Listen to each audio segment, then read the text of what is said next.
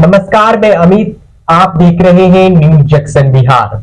इस वीडियो में हम आपके लिए हाजीपुर लोकसभा सीट के बारे में जानकारी और 2024 का सियासी समीकरण लेकर आए हैं। आपको बता दें, 1952 से 1971 तक इस सीट पर कांग्रेस का एक छत्र राज था। 1977 में पहली बार जनता पार्टी की जब देश में सरकार बनी तब ये सीट कांग्रेस हारी। फिलहाल 1952 से लेकर 1962 तक लगातार राजेश्वर पटेल कांग्रेस से जीते। 1967 में बी चौधरी, 1971 में दिग्विजय नारायण सिंह, 1977 में रामविलास पासवान भारतीय लोकदल से, 1980 में रामविलास पासवान फिर जीते, लेकिन 1984 में रामविलास पासवान हार गए। उन्हें हराया राम रतन राम ने। फिर 1989 हो, 1981, 91 हो, लगातार रामविलास पासवान इस सीट पर जीतते गए।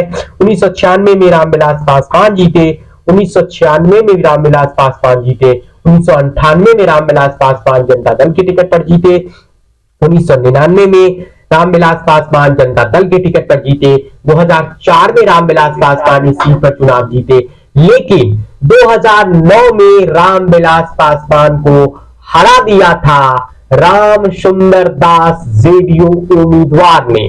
और 2014 में फिर रामविलास पासवान चुनाव जीते।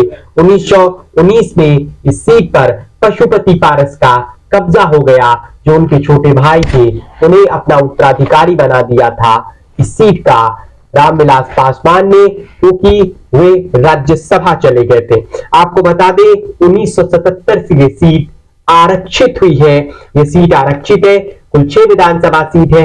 हाजीपुर, लालगंज, महुआ, राजापाकर, राघोपुर और महनार। राघोपुर विधानसभा से हर कोई परिचित, क्योंकि इस सीट से बिहार के डिप्टी सीएम रहे तेजस्वी यादव, जो फिलहाल बिहार में नेता विपक्ष है।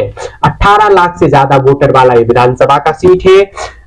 9,78,000 से ज्यादा पुरुष और 8,40,000 से ज्यादा महिलाएं हैं।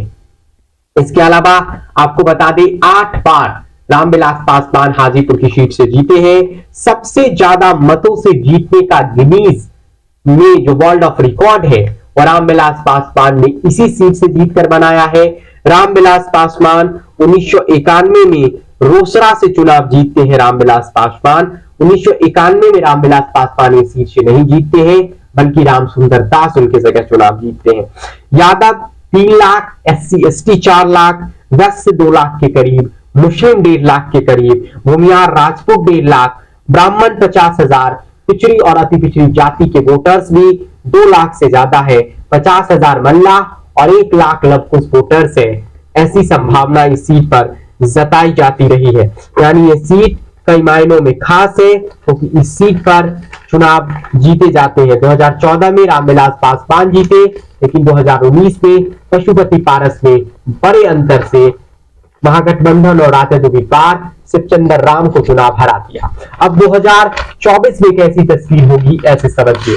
पशुपति पारस बार बार कह रहे हैं कि मेरे अंगने में तेरा क्या काम। चिराग पासवान को यहां से चुनाव नहीं लड़ाने के लिए पशुपति पारस एनडीए में बैटिंग कर रहे हैं। ऐसी संभावनाएं हैं कि पशुपति पारस इस सीट से एनडीए से चुनाव लड़ना चाहते हैं, लेकिन इस सबके बीच एक पेच फंस गया है, क्योंकि बीजेपी पशुपति पारस के 2 व्यक्तियों को अपने सिंबल पर लोकसभा का चुनाव लड़ाना चाहती है। तो हो सकता है कि पशुपति पारस को बीजेपी ये सीट दे दे और बीजेपी के सिंबल से वह लड़े, लेकिन चिराग पासवान इस सीट को छोड़ने के मूड में नहीं है।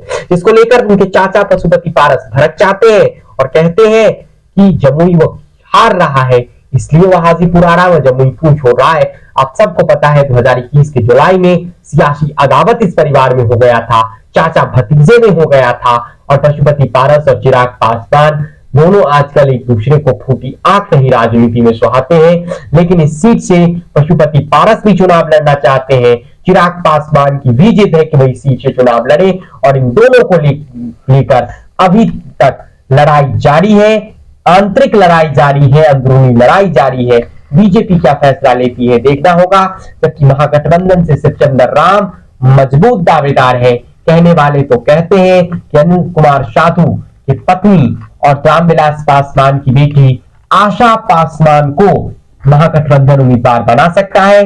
कांग्रेस भी इस सीट पर चुनाव लड़ना चाहती है, उसके एमएलए प्रतिभा कुमारी दास, लेकिन इस सीट पर राजद की तरफ से शिवचंद्र राम का चुनाव लड़ना फिर से लगभग तय माना जा रहा है। यानी इस सीट पर एक तरीके से अब तक एनडीए और महागठबंधन में कोई ठोस फैसला नहीं हुआ है। एनडीए में ये सीट इस बात को लेकर पेच फंसा है कि चिराग पासवान लड़े या फिर पशुपति पारस लड़े। इस वीडियो में इतना ही। आप न्यूज जंक्शन बिहार को फेसबुक पेज को फॉलो कर लीजिए। अगले वीडियो में हम अगले लोकसभा सीट के बारे में बात करेंगे। फिलहाल आपका धन्यवाद।